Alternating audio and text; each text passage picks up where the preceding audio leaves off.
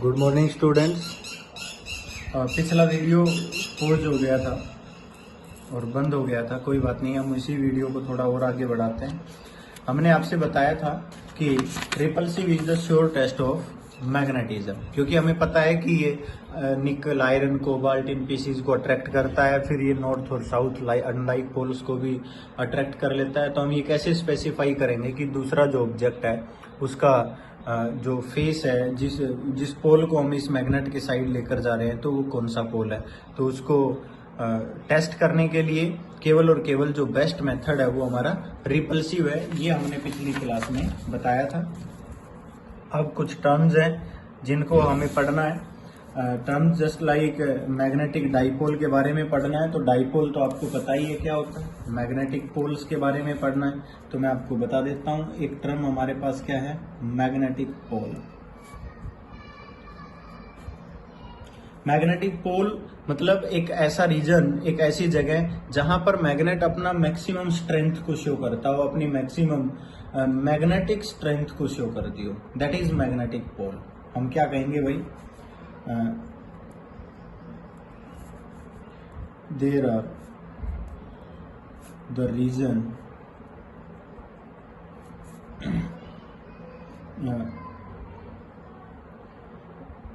which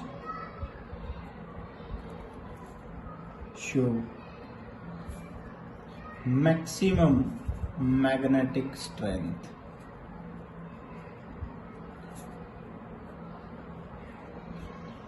Maximum magnetic strength of a magnet. समझ आ गया। जहां पर वो मैक्सिमम मैग्नेटिक स्ट्रेंथ को कोई भी मैग्नेट शो कर रही है उसको मैग्नेटिक पोल बोलते हैं, ठीक है। इसी तरह होता है मैग्नेटिक डाइपोल। मैग्नेटिक डाइपोल, अब मैग्नेटिक डाइपोल का मतलब क्या होता है, two equal and opposite, two equal and opposite magnetic poles separated by a small distance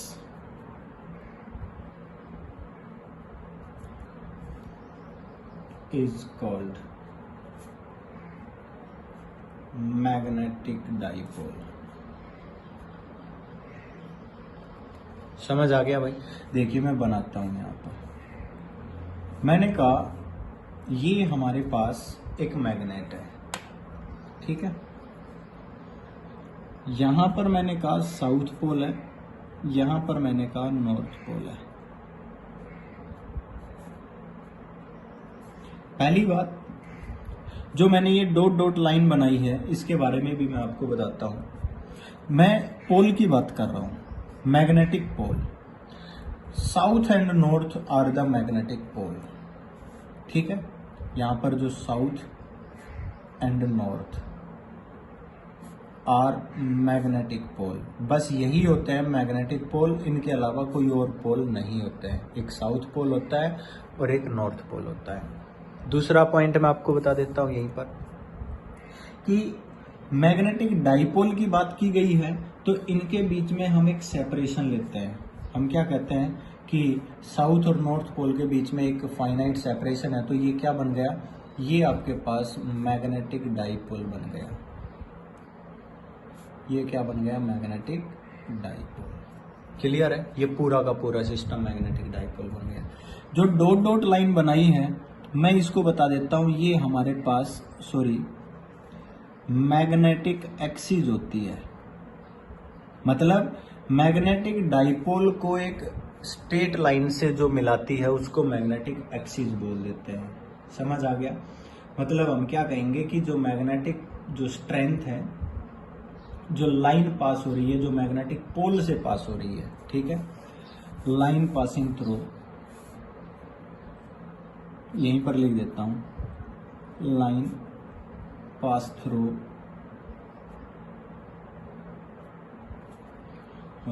poles of a magnet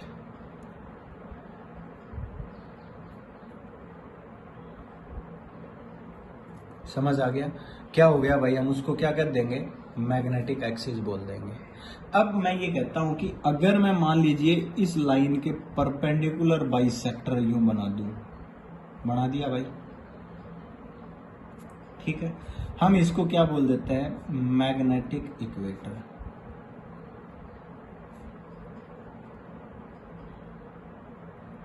समझ आ गया? मैग्नेटिक इक्वेटर क्या हो जाएगी, line pass through, line pass through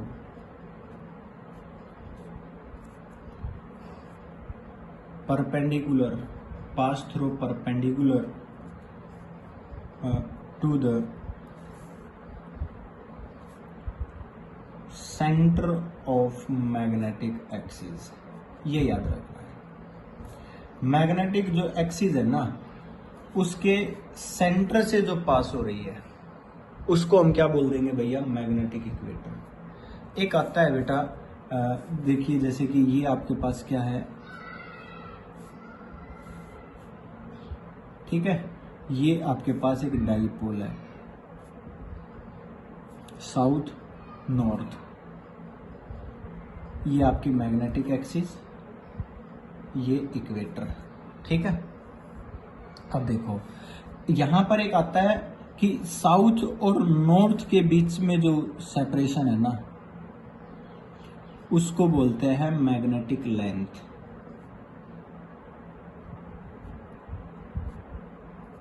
magnetic length, magnet की लेंथ को exact south और north के बीच में लिया जाता है, और जो एंड टू एंड होता है ना, यहां से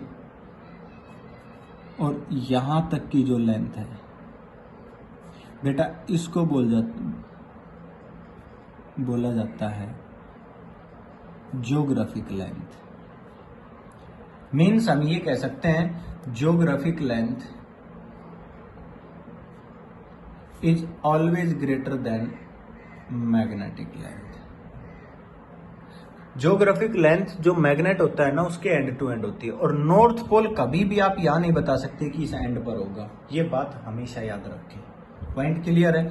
और मैं आपको ये भी बता देता हूं कि मैग्नेटिक लेंथ और ज्योग्राफिक लेंथ का अगर आप रेशियो लेना चाहते हो, ज्योग्राफिक लेंथ वो हमेशा 0.84 आता है, या 84/100 भी कह सकते हो। मतलब आप ये कहोगे कि अगर मैग्नेट की टोटल लेंथ 100 सेंटीमीटर है, तो मैग्नेटिक लेंथ, तो इसकी जो ज्योग्राफिक लेंथ जो है वो 100 सेंटीमीटर है, तो जो मैग्नेटिक लेंथ है वो आपकी 84 मिलेगी।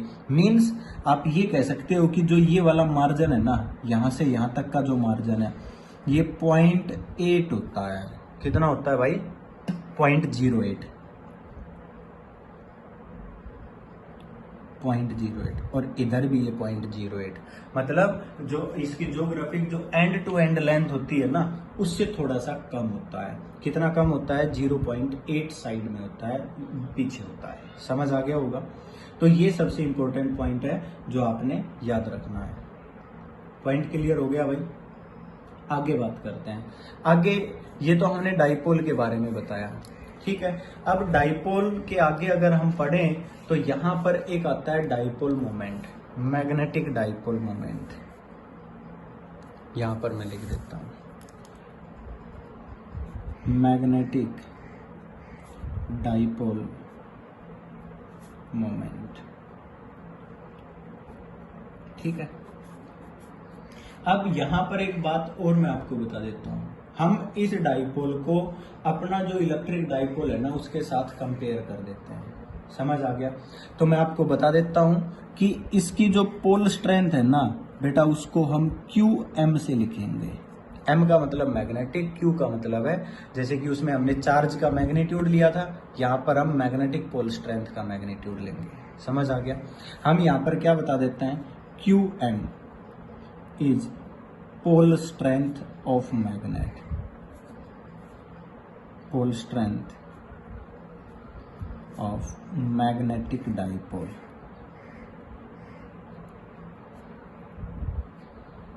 समझ आ गया। जो हमने मैग्नेटिक डाइपोल लिया हुआ है उसकी पोल स्ट्रेंथ को QM माना है। तो अब हमारे पास डाइपोल में देखा जाए तो एक नेगेटिव होता है और एक पॉजिटिव होता है। तो मैं आपको बता देता हूं, जो प्लस QM लेंगे ना वो नॉर्थ पोल होगा और जो माइनस QM है वो साउथ पोल होगा। जो प्लस QM है वो किसको शो करेगा? नॉर्थ पोल को। और जो माइनस QM है वो किसको शो करेगा? साउथ पोल को।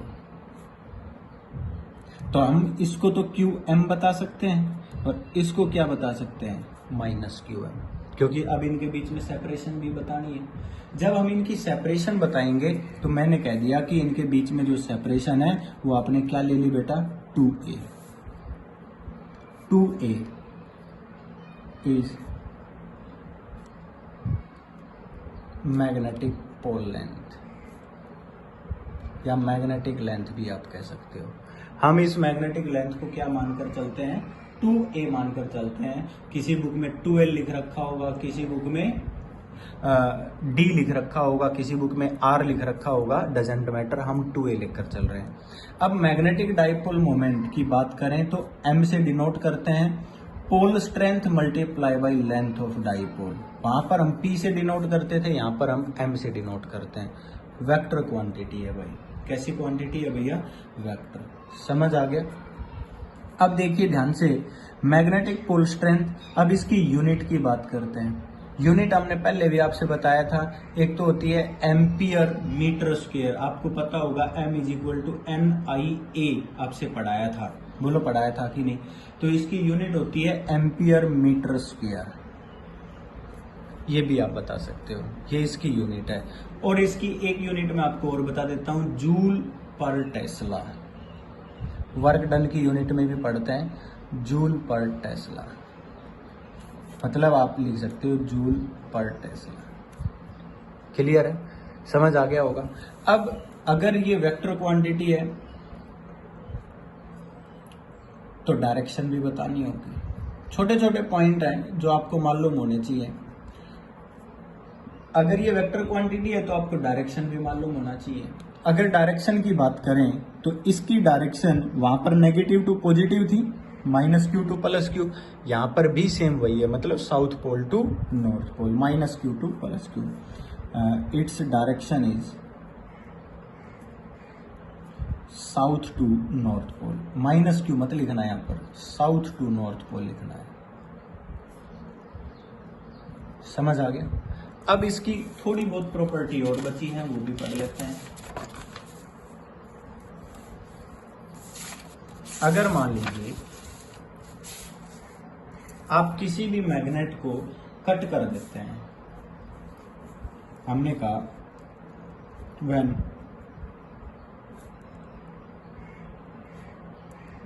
Magnet of pole strength QM is cut into two equal parts. Cut into two equal parts. अब कट करने के तरीके हैं।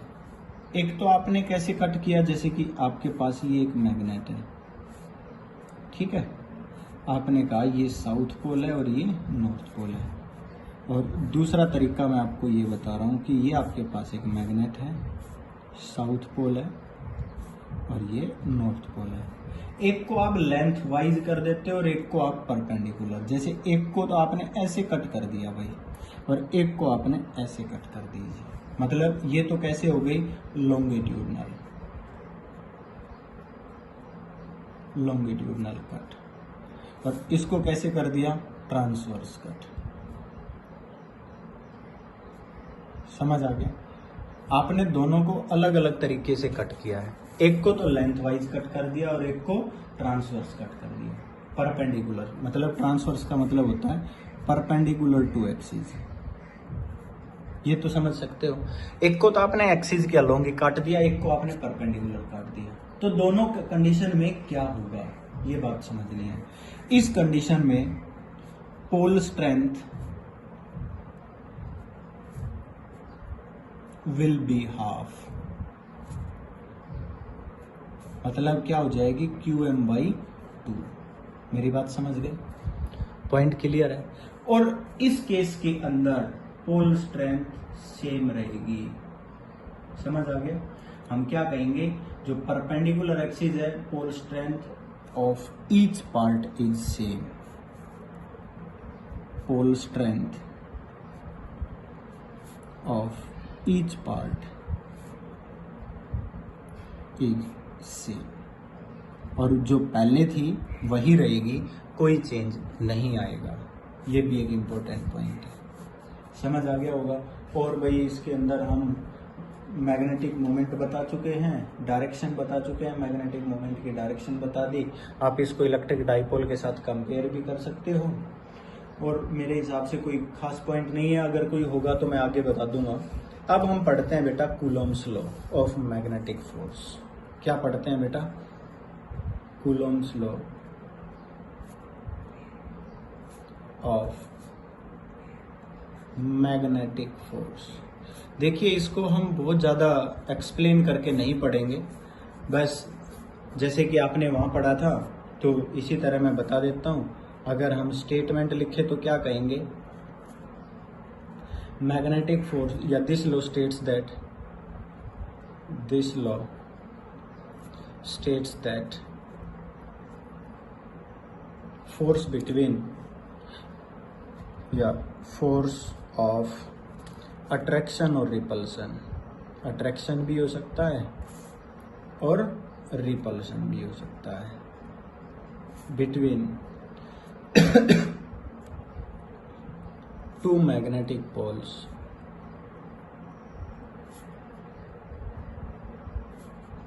इज, पहला पॉइंट क्या था भाई? Directly proportional to. आप अपने कूलम्स जो पहले पढ़ा था उसको ये ऊपर देखेंगे, directly proportional to product of, उसमें था their charges, magnitude of charges. यहां पर हम क्या कह देंगे? Product of pole strength. मतलब F is proportional to QM1 QM2।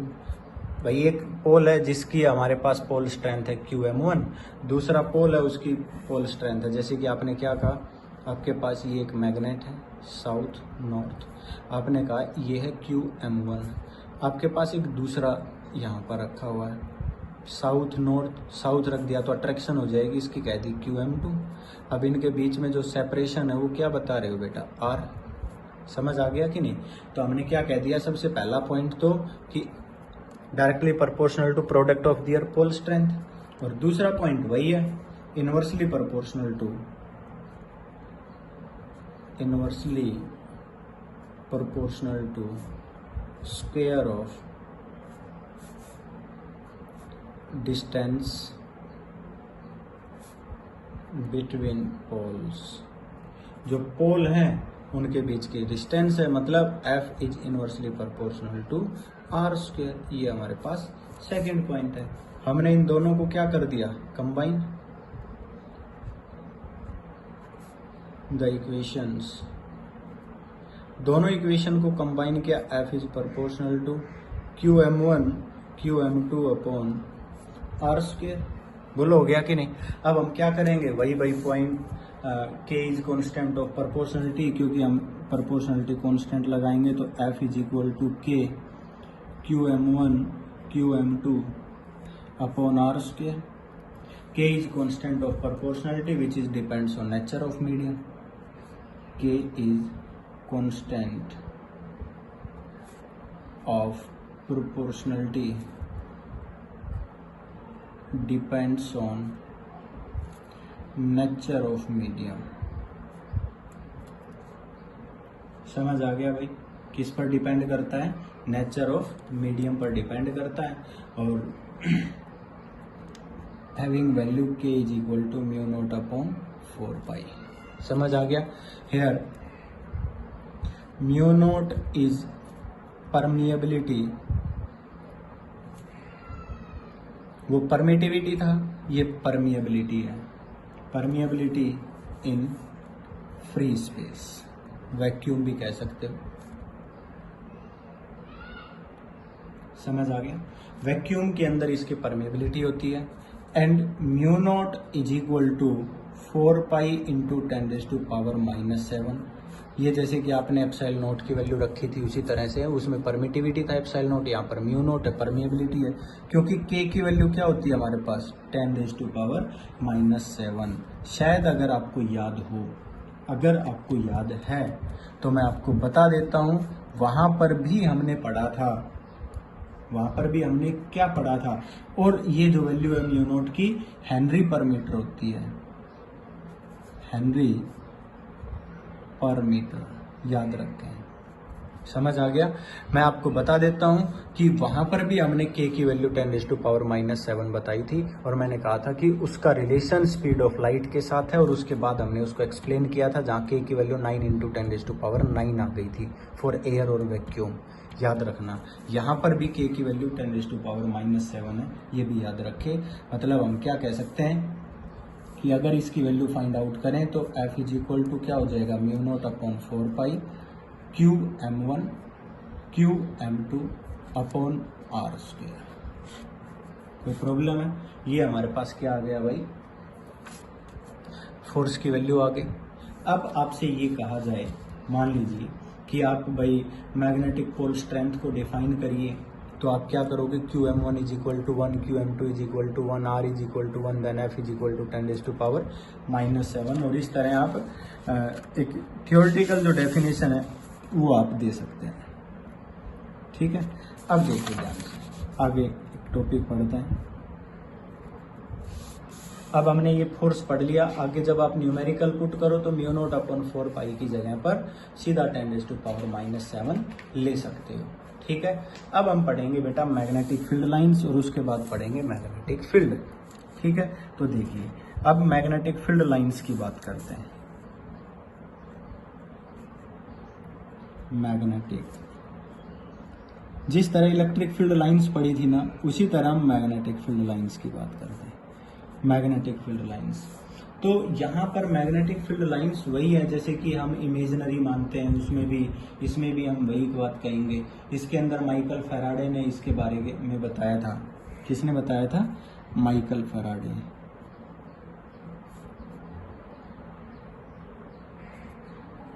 समझ आ गया? माइकल फैराडे ने इसके बारे में मैग्नेटिक फील्ड लाइंस के बारे में बताया था, याद होना चाहिए आपको। और मैग्नेटिक फील्ड लाइंस को अगर आपने डिफाइन करना है तो हम क्या कहेंगे, एक curve tangent lines drawn between south to north pole which give the direction of magnetic field at any point और कॉल्ड मैग्नेटिक फील्ड लाइंस। आप डिफाइन कर सकते हो जैसे कि आपने इलेक्ट्रिक फील्ड लाइंस को डिफाइन किया था, या फिर आप ये भी कह सकते हो magnetic field lines are nothing but it is a direction of force. ये कुछ नहीं होती है, केवल और केवल अप्लाइड फोर्स की, मैग्नेटिक फोर्स की डायरेक्शन होती है। समझ आ गया? हम बात करते हैं प्रॉपर्टी की। प्रॉपर्टीज पढ़ेंगे।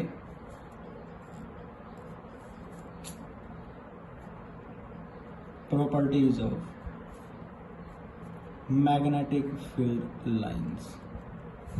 ठीक है, प्रॉपर्टीज पढ़ रहे हैं। सबसे पहले मैं आपको बता देता हूं, मैग्नेटिक फील्ड लाइंस हमेशा क्लोज कर्व बनाती है।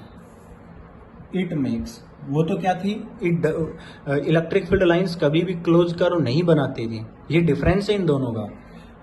It makes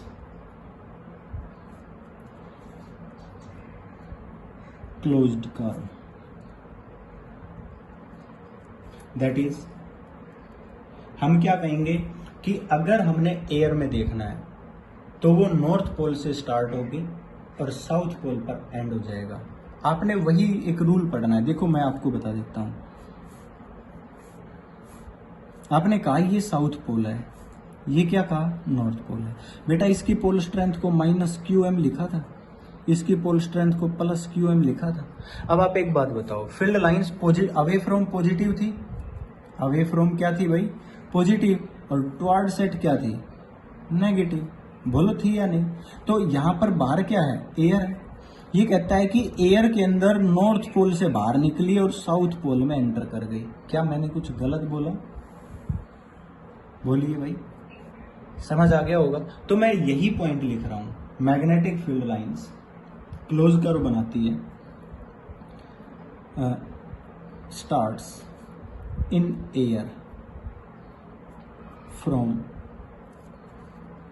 north pole and at south pole. अब यहां पर एक बात ध्यान से समझने वाली है कि मैंने यहां पर क्या लिखा है, स्टार्ट्स इन एयर। अगर आप एयर में देखोगे तो आपको लगेगा कि नॉर्थ पोल से आई है, बट ना तो ये कभी शुरू होती है ना ही कभी इनका एंड पॉइंट होता है। मतलब आप ये कहोगे कि ये नॉर्थ पोल के अंदर चली गई, बट इनसाइड द मैग्नेट, अगर मैग्नेट के अंदर की बात करें तो भैया हम क्या कहेंगे, साउथ पोल से स्टार्ट होती है, starts from south pole and at north pole. समझ आ गया होगा कि ये यहां से स्टार्ट होगी और नॉर्थ पोल पर यूं एंटर करेगी। अब ध्यान से देखो भाई, मैग्नेट के अंदर मैग्नेटिक लाइंस की डायरेक्शन कहाँ है, साउथ टू नॉर्थ, और मैग्नेट के बाहर क्या है, नॉर्थ टू साउथ। ये दोनों लाइनें आपको याद रखनी है, बहुत अच्छे से याद रखनी है। समझ आ गया, सबसे अच्छा पॉइंट यही है। क्लियर है। अब दूसरी प्रॉपर्टी की बात करता हूं, ये क्लोज कर्व बनाती है, क्लोज लूप बनाती है, आप लूप भी कह सकते हो आप इसको। और electric field lines close loop नहीं बनाती थी, वो पॉजिटिव से स्टार्ट होकर नेगेटिव पर एंड हो जाती थी, पर ना तो इसका कोई स्टार्टिंग पॉइंट है ना ही इसका कोई एंड पॉइंट है। समझ आ गया। बस हम ये केवल ये बता रहे हैं कि अगर हम एयर में देखें तो ऐसा लगेगा और मैग्नेट के अंदर देखें तो ऐसा लगेगा, बट ना इनका कोई स्टार्टिंग पॉइंट है ना ही इनका कोई एंड पॉइंट है। सेकेंड पॉइंट मैं आपको ये बता रहा हूं, इट इज यूज्ड टू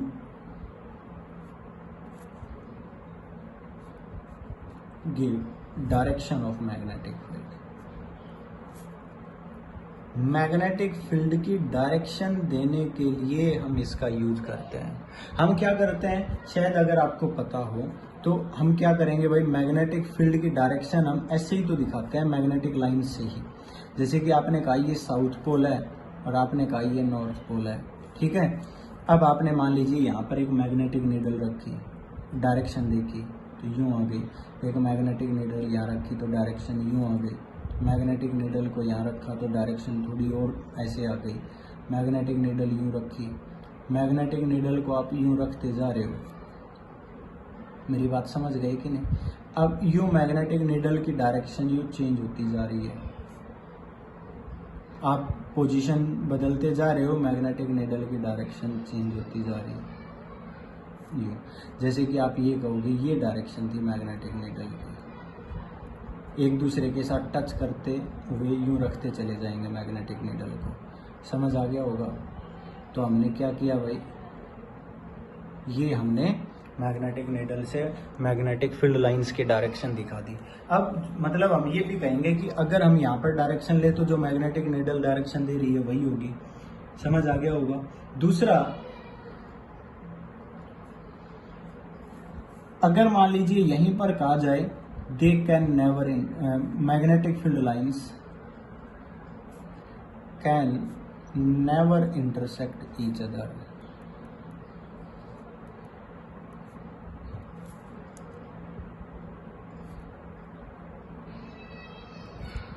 मतलब जो मैग्नेटिक फील्ड लाइंस है ना, वो कभी भी एक दूसरे के साथ इंटरसेक्ट नहीं करेंगी। आपसे अगर वही क्वेश्चन फिर पूछा जाए भाई क्यों नहीं करेगी, तो आपको पता है कि ये तो मैग्नेटिक फील्ड लाइंस तो डायरेक्शन के लिए यूज की जा रही है।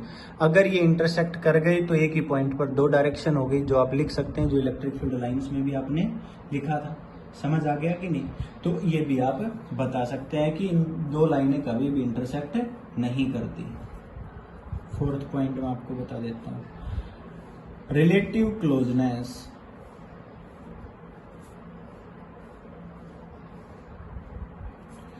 gives the strength of magnetic field।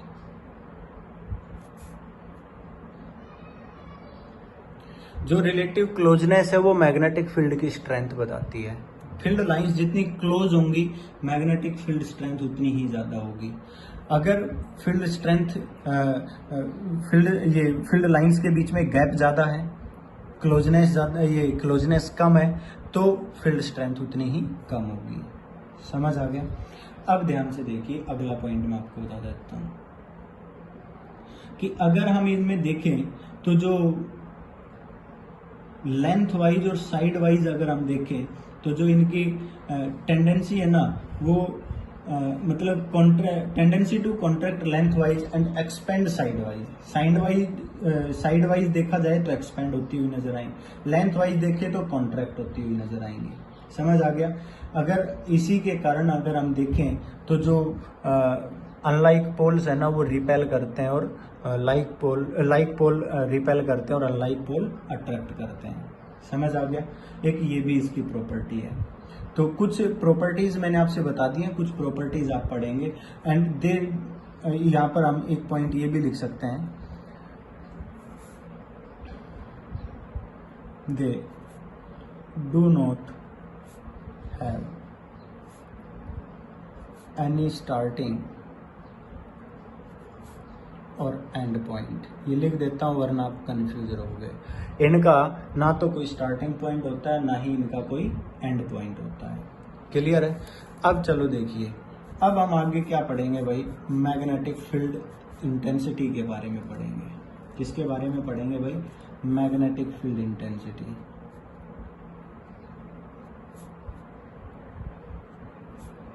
तो आपको पता होना चाहिए कि magnetic field intensity magnetic field ही होता है जिसको हम बी से लिखते हैं। काफ़ी बार आपने फॉर्मूले भी पढ़े हैं।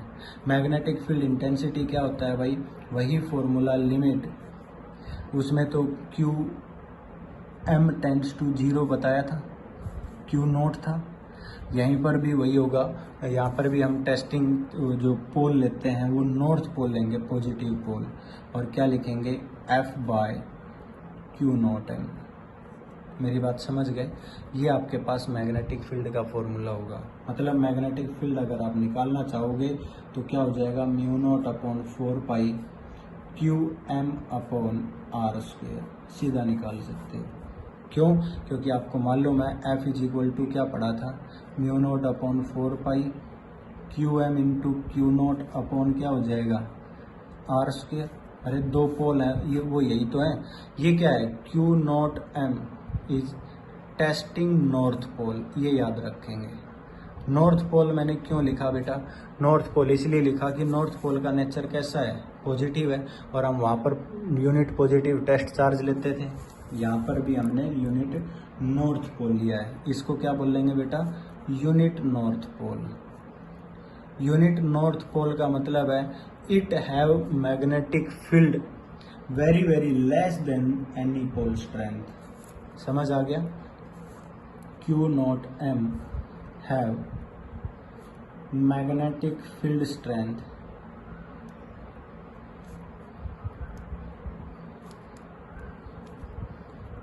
very very less than the other।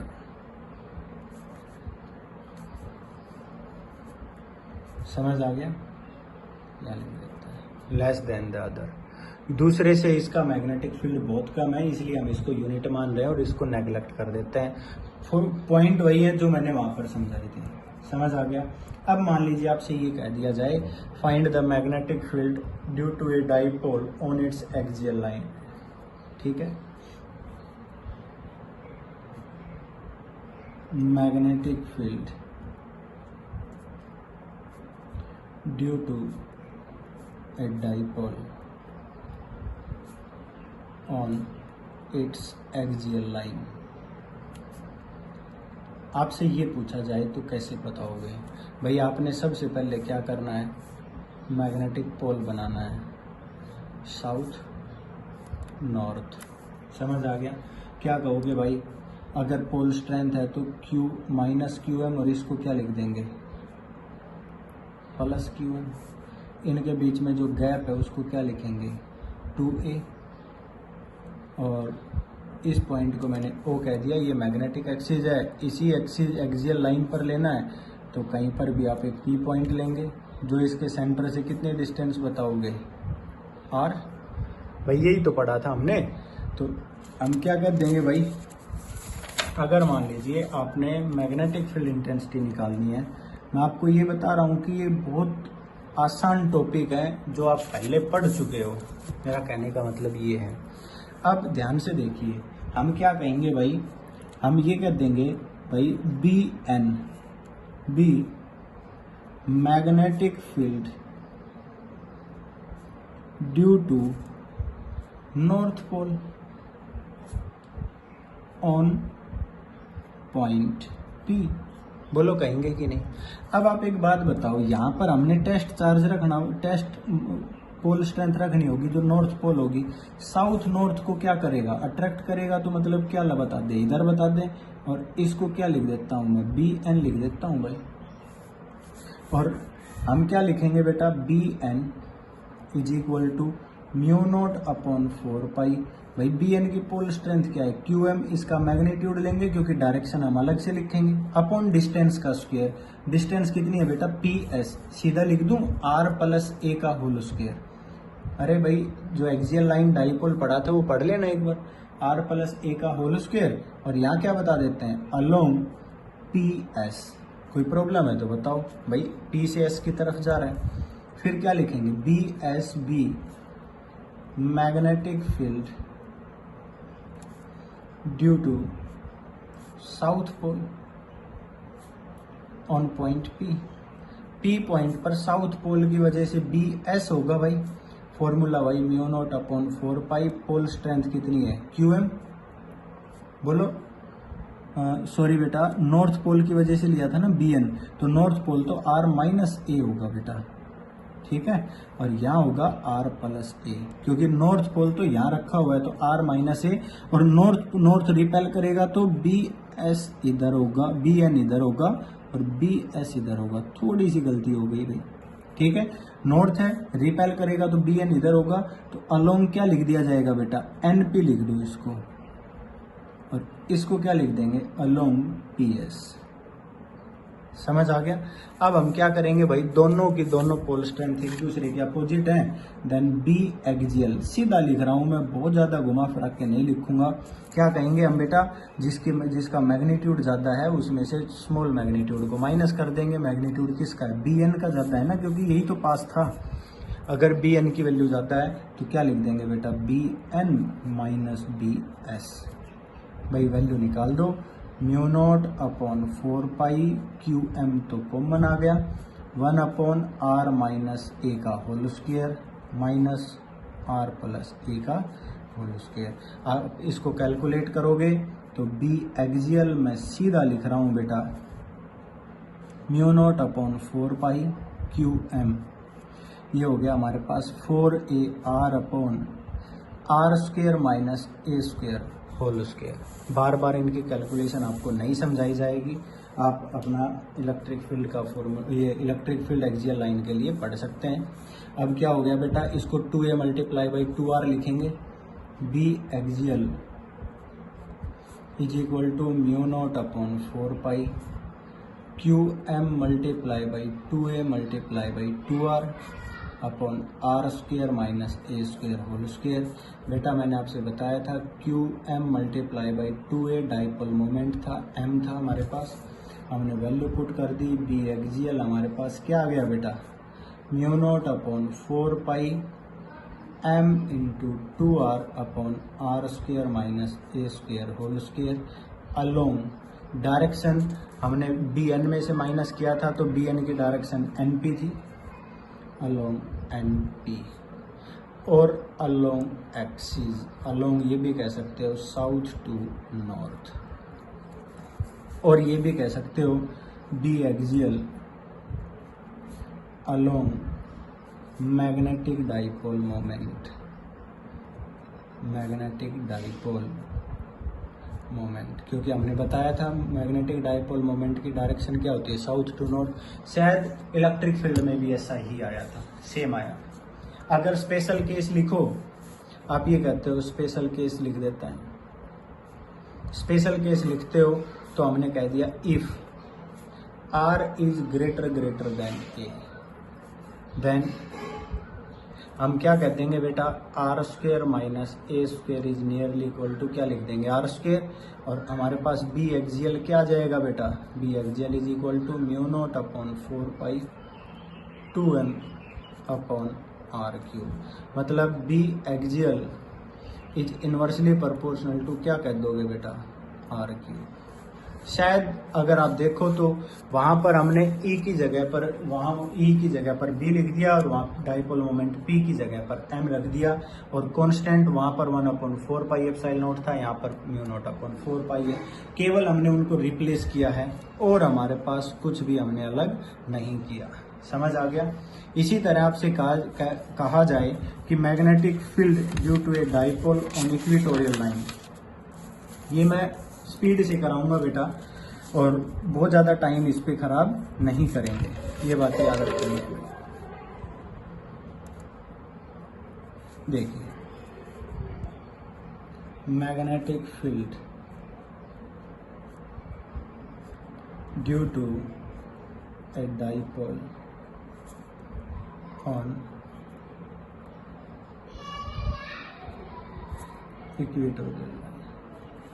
देखिए, इक्वेटोरियल लाइन के लिए मैं सीधे पॉइंट बता रहा हूं। आपने क्या किया भाई, ये पोल लिया आपने, south north minus QM plus QM, length 2a, centre O, equatorial point यहां ले लिया सेंटर से P पॉइंट पर,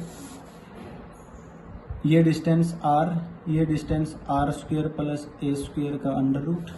साउथ पोल है, यहाँ पर Q नॉट नॉर्थ पोल रखोगे, unit north pole, north south को अट्रैक्ट करेगा, सॉरी साउथ नॉर्थ को अट्रैक्ट करेगा। ये distance same R square plus A square under root, ये इसको रिपेल करेगा। मतलब यहाँ पर क्या हो गया BN, यहाँ क्या हो गया बेटा BS, इनका रिजल्टेंट क्या हो जाएगा, इनका डायगोनल। हमने लेमीज बताई थी, लेमीज लगा सकते हो, डायगोनल रूल लगा सकते हो, सेम सभी। आप क्या बताओगे, BS इज इक्वल टू क्या हो जाएगा, mu not upon 4 pi QM upon R square plus A square. Under root का होल स्क्वेयर करोगे तो अंडर रूट का कैंसिल हो जाएगा। बी डायरेक्शन क्या होगी, PS अलोंग PS। इसी तरह नॉर्थ पोल के लिए बताओगे तो क्या हो जाएगा, mu not upon 4 pi QM upon R square plus A square along NP, N से P की तरफ हो जाएगा। ठीक है भाई। अब हम क्या बताएंगे भाई, इसमें सेम दोनों का मैग्नीट्यूड क्या है बेटा, सेम है। हम इनका रिजल्टेंट निकालेंगे और रिजल्टेंट निकालने के बाद क्या बता देंगे भाई, B इज इक्वल टू क्या हो जाएगा भाई। अब लेमीज थ्योरम लगाना चाहते हो तो लेमीज थ्योरम लगा दो, पैरेललोग्राम लॉ ऑफ फैक्टराइजेशन लगाना चाहते हो तो वो लगा दो। बेटा ये एंगल आपने कहा थीटा है, तो ये टोटल एंगल क्या हो जाएगा 2 थीटा।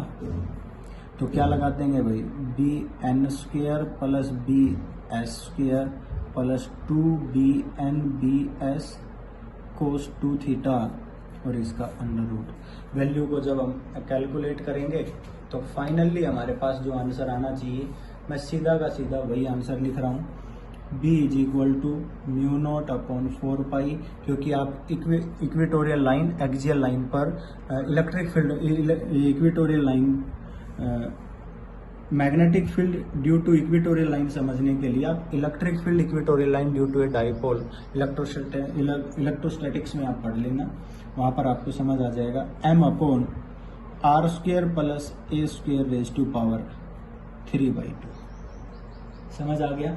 और यहाँ पर मैं आपको लिखकर बताऊंगा, ये B इक्वेटोरियल है यहाँ पर, ठीक है।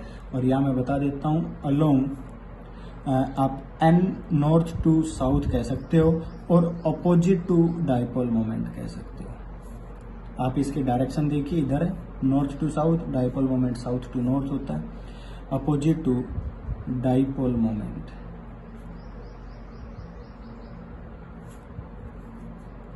समझ आ गया। अब स्पेशल केस यहां पर भी पढ़ सकते हो, स्पेशल केस क्या पढ़ेंगे स्पेशल केस में? स्पेशल केस पढ़ने के लिए हम क्या कर देंगे, R is greater than A, then B equatorial हमारे पास क्या आ जाएगा भाई, mu not upon 4 pi M upon R cube. Clear है?